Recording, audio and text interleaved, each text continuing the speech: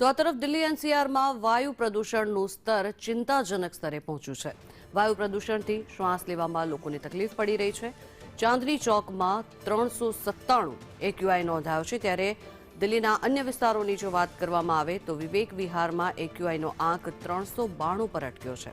બાવાનામાં 390 અને આનંદ વિહારમાં 383 એક્યુઆર નોંધાયો છે. આ તરફ બુરારીમાં 363 એક્યુઆઈ નોંધાયો છે, જ્યારે દિલ્હીના મુંડકામાં 359 એક્યુઆઈ નોંધાયો છે અને રોહિણીમાં 354 એક્યુઆઈ નોંધાયો છે. દિલ્હીના અન્ય વિસ્તારો પર ફરી એકવાર નજર કરી લઈએ તો ઇન્દિરાપુરમમાં એક્યુઆઈનો આંક 344 પર પહોંચ્યો છે, જ્યારે નરેલામાં 366, જહાંગીરપુરીમાં એક્યુઆઈ 349 પર પહોંચ્યો છે. અલીપુરમાં 347, દ્વારકામાં 324 અને આઈટીયુમાં 331 પર એક્યુઆઈનો આંક પહોંચ્યો છે.